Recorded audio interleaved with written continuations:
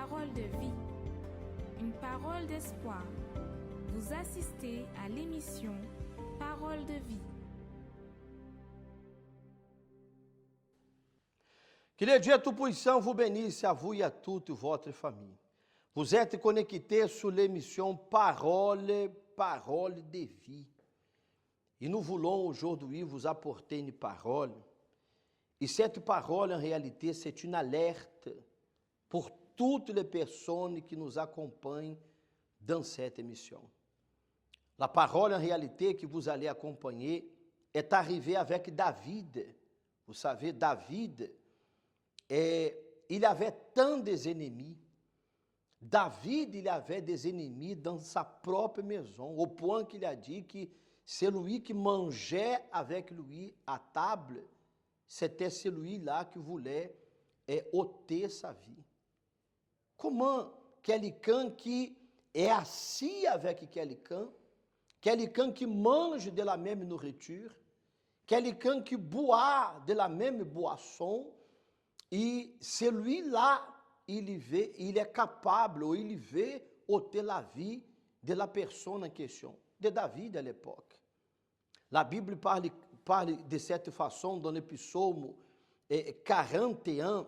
Remarquez bien ce psaume 41, verset 8 et 9, qui dit comme ça. David, il a dit, « Tous mes ennemis chuchotent entre eux contre moi. Ils méditent, ça veut dire, ils pensent sur mon malheur. Il est gravement atteint. Les gens disaient comme ça de David, il est gravement atteint. Le voilà couché. Et pour terminer, il est écrit, il ne se relèvera pas. Vous voyez que ceux qui désiraient le malheur de David disaient comme ça, il a été atteint, il a été touché par un malheur. On parle au sujet de lui. Il est tombé, il a été touché, et nous allons voir s'il va se relever. Vous qui m'accompagnez dans cette émission Parole de vie, peut-être vous avez tombé, les affaires ont tombé, la santé n'existe plus, le couple, le mariage n'existe plus, votre vie est complètement à plat, à terre, vous avez tombé, vous avez des diplômes, vous êtes quelqu'un très connu, très intelligent, vous êtes quelqu'un qui, vous vous réveillez très tôt, vous dormez très tard, vous bossez beaucoup, mais la vie est toujours en bas. Vous n'arrivez pas à vous relever de ces problèmes qui vous ont touché.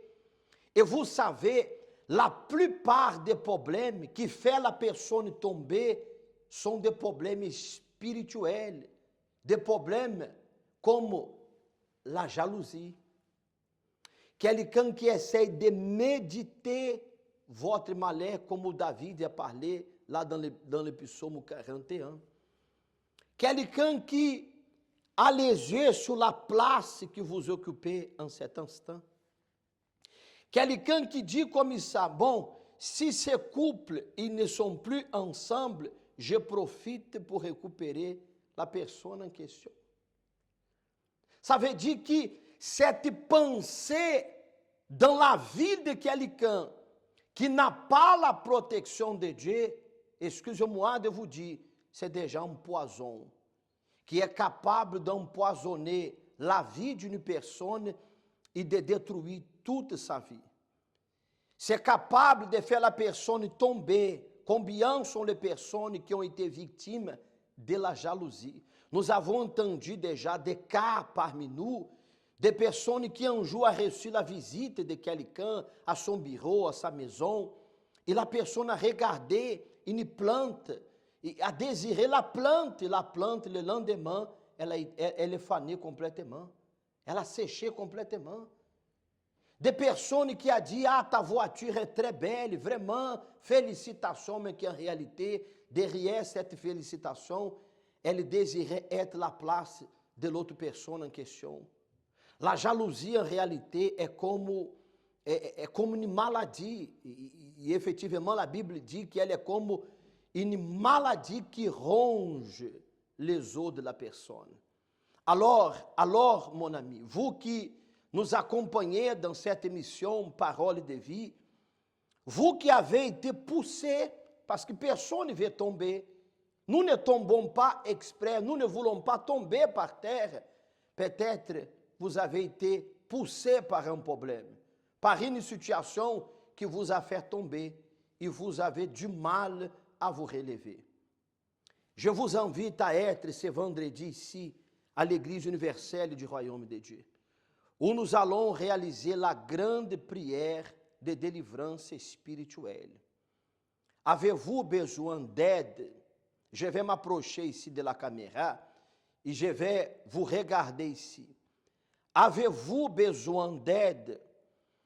Avez-vous besoin de quelqu'un qui vous aide à vous relever?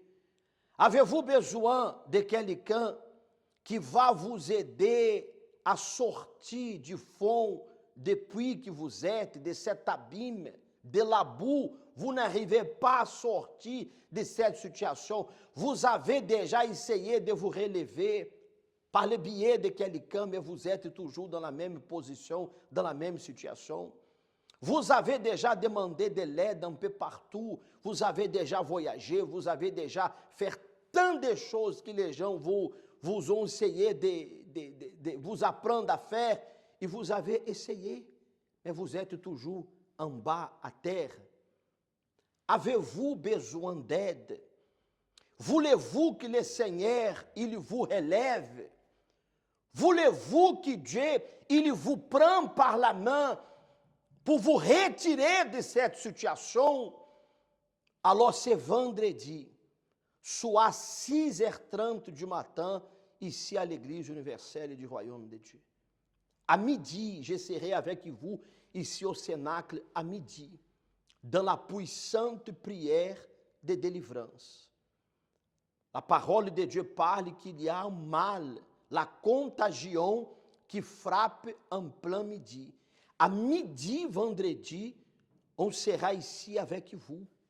Il y aura aussi la prière à 15h et aussi à 18h30. Si vous avez besoin d'aide, vous pouvez nous chercher. L'église, elle est ouverte toute la journée.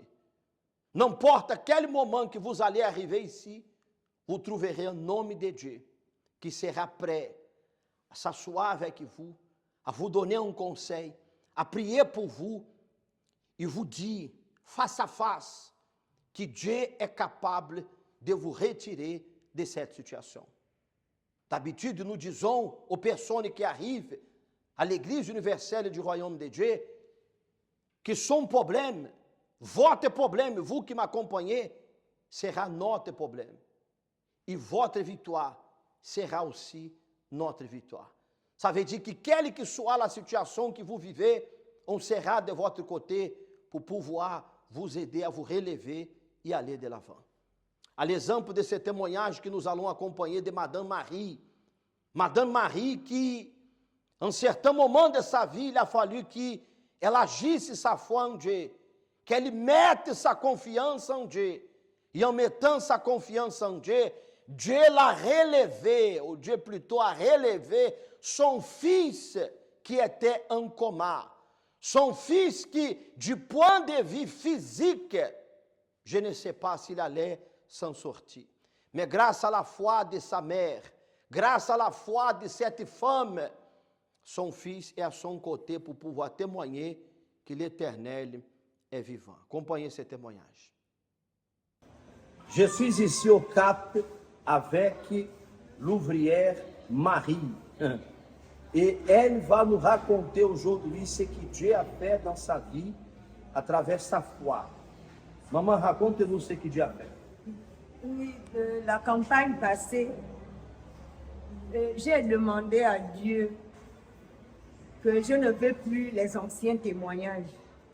Je dois avoir un nouveau témoignage. Je ne sais quel domaine, mais je dois avoir un nouveau témoignage. Et mon fils, qui est là assis, donc dans cette campagne, on était dans le même esprit, dans la même foi. Moi, je ne savais même pas qu'il avait pris l'enveloppe du sacrifice. Donc, quand il a pris l'enveloppe de sacrifice, il dit il allait faire, il est aide-maçon, il allait travailler. Les premiers 10 000 qu'on l'a donné, il a enlevé la dîme, il a mis dans son enveloppe. C'est là où tout a commencé. Il a commencé en disant qu'il avait la fièvre. Vendredi même, à la délivrance, il voulait venir, mais il n'est pas venu. Après la prière, quand je rentre à la maison, je le trouve couché. C'est comme à Wilfried. Il dit, oh, j'ai la fièvre. Tu as pris quoi? J'ai acheté les médicaments. Je dis, bon, on va faire aussi le bain de vapeur. À 22 heures, je suis rentrée derrière ma maison. J'ai pris aussi les écorces que j'ai fait bouillir. Je l'ai appelé, viens, on va faire aussi le bain de vapeur. Il ne voulait pas se lever. Viens, on va faire le bain de vapeur. Ses sœurs ont crié, rien, il n'a pas bougé. Samedi matin, je suis sortie. Je suis venue à l'église, la prière des cas impossibles.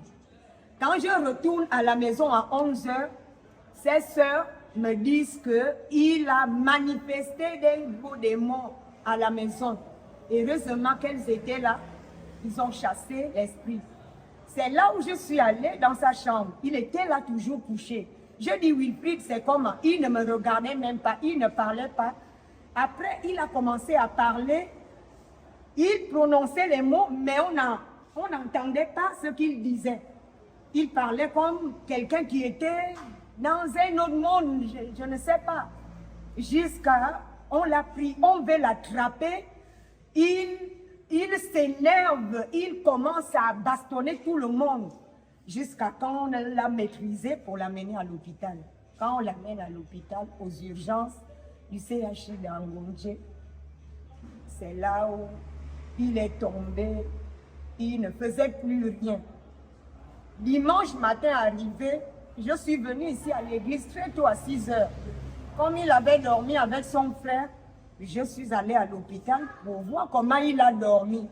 C'est là où il se lève du lit pour m'attraper. J'étais même déjà habillée. Il a attrapé la tenue. C'était une bagarre. Je ne sais comment. À l'hôpital. À l'hôpital dimanche. Je ne sais comment expliquer ça. Après, c'est là où les docteurs sont venus sur lui. Il a commencé encore à prononcer les mots qu'on ne comprend pas. Jusqu'à il est devenu tout raide. Il voulait même couper la langue. L'infirmière allait vite appeler le médecin. On a mis quelque chose pour bloquer. On a mis l'injection Valium. C'est là où il est revenu. Il s'est calmé un peu. Maintenant, lundi matin, c'est là où c'est devenu plus pire. On vient me dire que non, on va l'amener aux soins intensifs. On va l'amener aux soins intensifs. Il a fait quoi pour aller aux soins intensifs? Eh bien, on a fini de l'attacher. Ils ont mis, si c'est des électrodes, on a mis les tuyaux. Ils ont dit de le déshabiller. On l'a déshabillé. Aller acheter les couches et tout le reste. Maintenant, vers 15 heures, on dit on l'amène maintenant en Réa. Comment on l'amène en Réa? Oh, il est dans le coma. Parce qu'il ne peut plus rester ici. C'est là où on l'amène en Réa. Il est resté en coma combien de temps? Il a fait une semaine. Une semaine en coma. Dans le coma, c'est vendredi qu'il a ouvert les yeux. Mais quand il a ouvert les yeux, il parlait encore, il était dans les vapes, mais il a ouvert les yeux. Quand on lui a demandé, est-ce que tu connais la femme qui est là? Si tu connais la femme là, tu appuies. Il a appuyé jusqu'à le pasteur auxiliaire est parti. Et vous avez fait la campagne en faveur de votre fils? J'ai fait la campagne. Donc, je faisais quoi? Tout ce qu'on m'amenait à l'hôpital, moi, je enlevais, je mettais dans mon enveloppe de sacrifice. Samedi soir, ils ont enlevé les tuyaux. C'est là où ils ont dit, bon, on le garde en observation.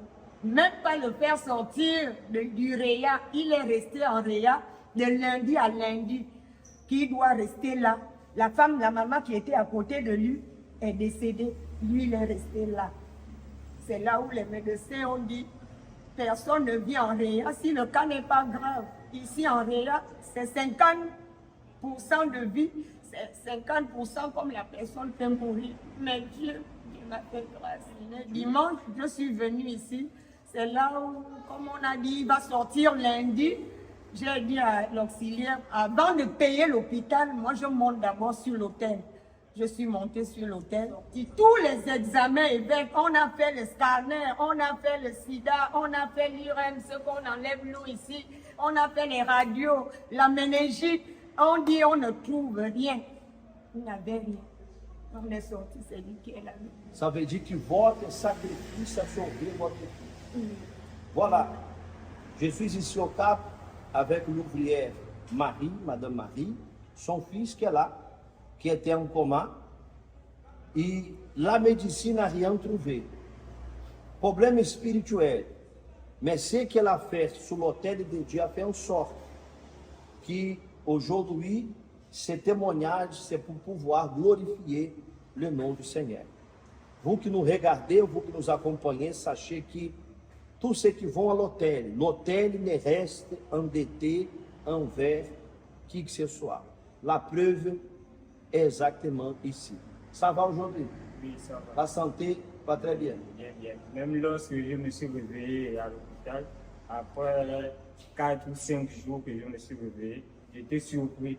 Et qu'est-ce que je fais ici là? Pourtant, j'étais en bonne santé il y a quelques jours, mais je me retrouve à l'hôpital.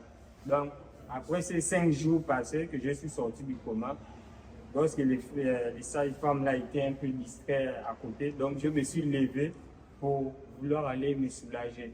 Lorsque je me suis levé, moi je me disais que j'étais en bonne santé, moi je ne pensais pas que j'étais malade, parce que ce n'était pas dans ma tête. Maintenant, quand je me suis levé, je commençais à marcher, tout d'un coup, j'ai senti mon corps qui est parti en côté, je suis tombé. Quand je suis tombé, ils sont venus, ils ont dit, c'est comment? Toi, tu veux nous donner les problèmes, pourquoi tu t'élèves comme ça? C'est plus, j'ai dit non, mais il faudrait dire que je marche pour partir d'ici, je ne suis pas venu ici pour rester. C'est comme ça qu'ils ont dit non, ici c'est pas comme ça. Si tu veux te déplacer, il faudrait que tu nous appelles, on vient avec la chaise roulante et on va te... Mais aujourd'hui, la santé va très Aujourd'hui, bien. ça va, tout est parti. Amen. Amen. Et toi aussi, avant de tomber malade, tu avais commencé la campagne d'Isaac. Oui, oui. Voilà. J'ai fait ma propre. Une fusion de sacrifices entre le fils et la mère. Et le résultat est là. Miracle. Dieu vous bénisse. Vous voyez ce que Dieu a fait dans la vie de Madame Marie à travers la foi. C'est exactement ce que Dieu désire aussi faire dans votre vie. Les portes de l'Église universelle sont ouvertes, comme je disais tout à l'heure. Si vous avez besoin d'aide, nous sommes à votre disposition. Préparez un verre d'eau, une bouteille d'eau. Tout de suite, après les spots de prière, nous allons clamer à Dieu en faveur de vous.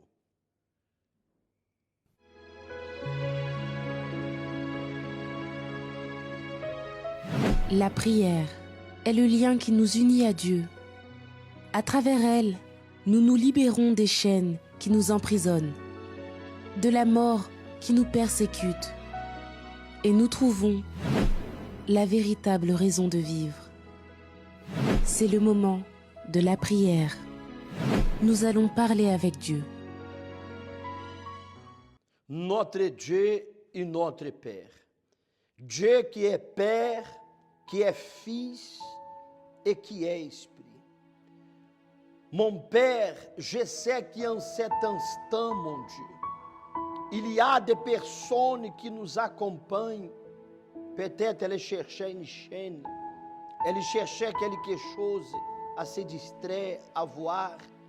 Et voilà qu'elle est connectée avec nous dans cette émission Parole de vie. Alors, mon Dieu, que sa vie soit touchée par ton pouvoir.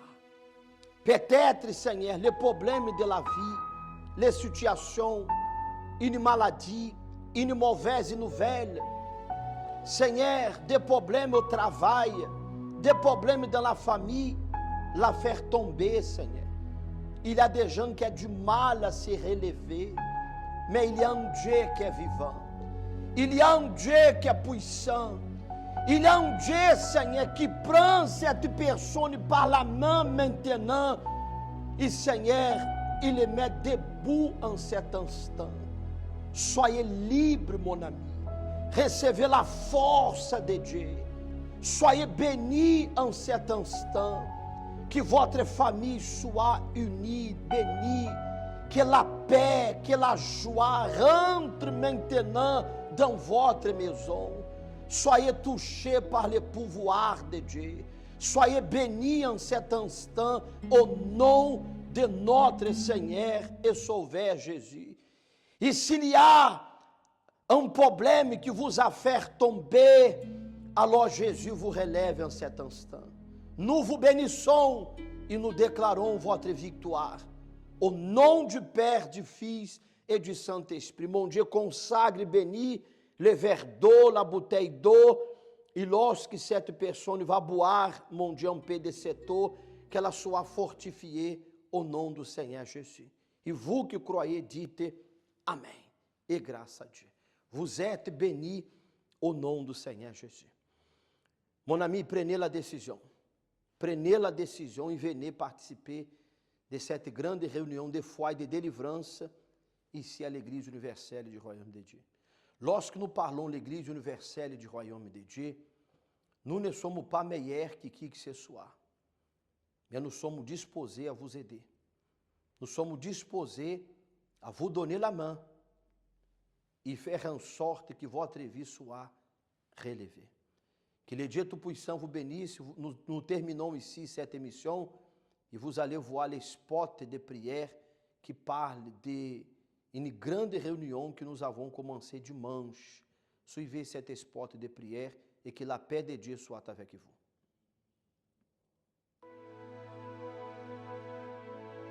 Le numéro 9 est associé à la plénitude dans la Bible. Le Seigneur Jésus a énoncé 9 béatitudes. Il y a 9 fruits du Saint-Esprit et 9 dons. Avez-vous déjà pensé à utiliser la foi que vous avez en 9 prières puissantes pour le changement total de votre vie?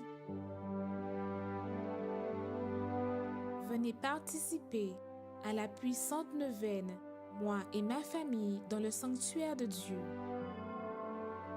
Faites cette neuvaine pour le rétablissement de votre santé, la bénédiction de votre famille, la réussite dans vos projets et le changement de votre vie.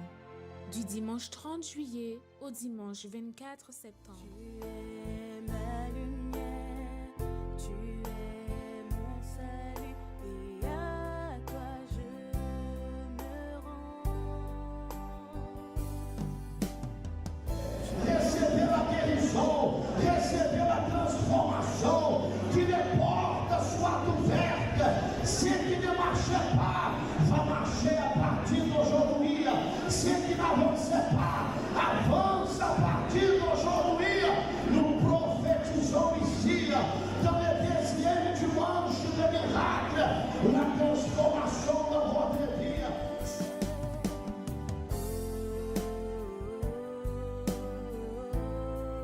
Nous sommes aujourd'hui dans le deuxième dimanche de miracle. Et nous allons voir ici ce que Dieu a fait dans la vie de ces personnes.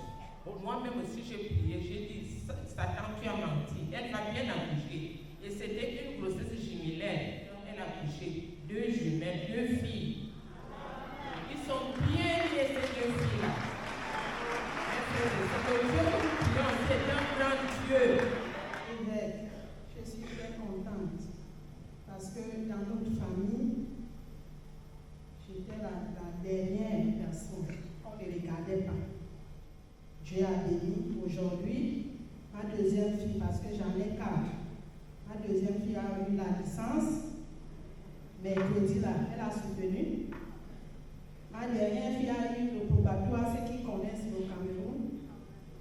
Donc je viens bénir Dieu ce matin à travers ce merveille qui a opéré dans ma vie. Aujourd'hui, je suis la tête. Avant qu'on ne fasse quelque chose, on me demande d'abord l'accord.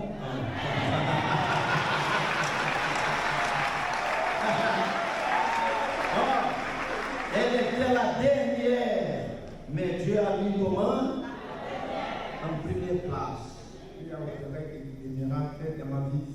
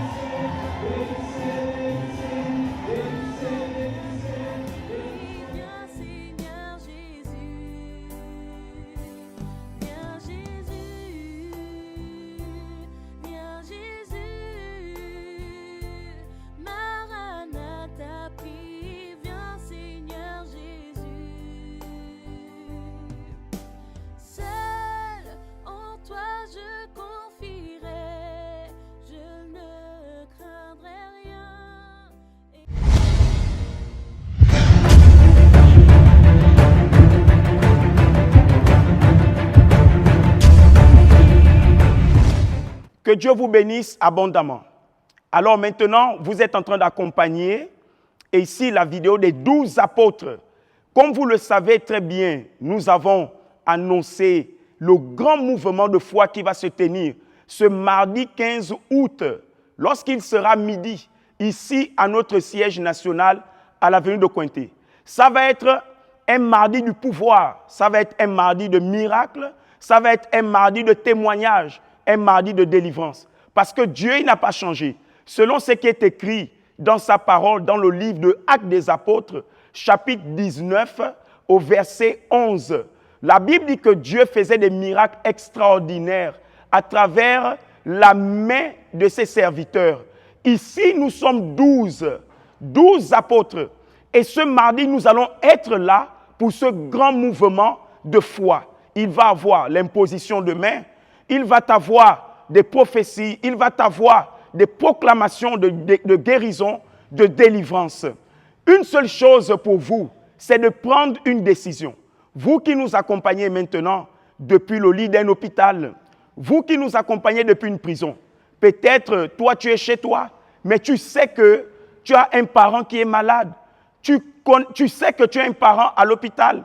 Ou même encore, c'est toi-même qui es en train de subir avec une douleur, subir avec une souffrance, un problème que tu traînes avec toi depuis des années.